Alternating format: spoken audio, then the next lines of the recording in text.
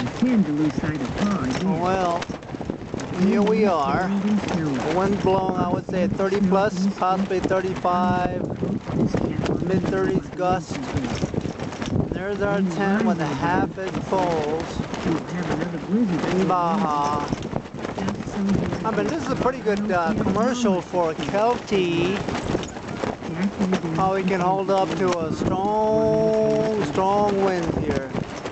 Look at that bad boy, half-inch fiberglass poles, just hanging in there. Hopefully I still have a tent tonight.